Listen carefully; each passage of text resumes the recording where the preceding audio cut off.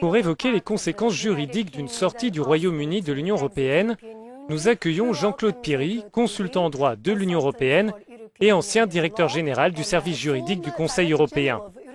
Si les Britanniques votent pour une sortie de l'Union, quel sera le premier pas politique et juridique de David Cameron au regard des institutions européennes?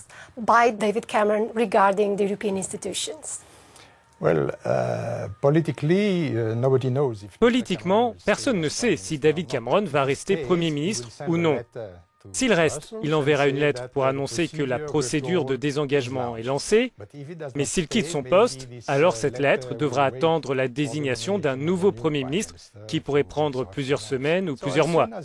Donc, une fois que la lettre du gouvernement britannique sera reçue, le Conseil européen décidera à l'unanimité, par consensus, les grandes lignes du divorce, un accord sur le retrait.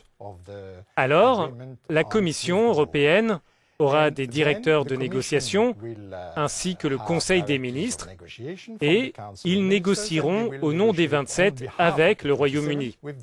À la fin, le traité sera avalisé par le Conseil de l'Union européenne à la majorité qualifiée et par le Parlement européen. Pendant cette période, que vont devenir les députés européens britanniques et les fonctionnaires européens britanniques?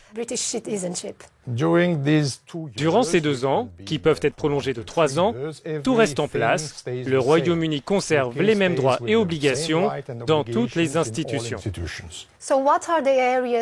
Sur quel point faudra-t-il négocier? Quel serait le scénario probable qui satisferait les deux parties? Tout d'abord, les relations commerciales.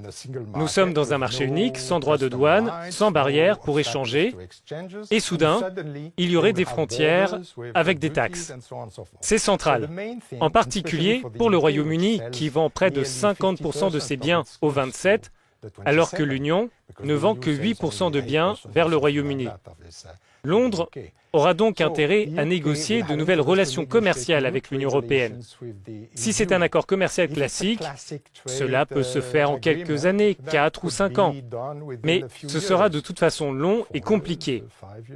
Mais si le Royaume-Uni veut rejoindre le marché unique tel quel, ce sera alors encore plus compliqué.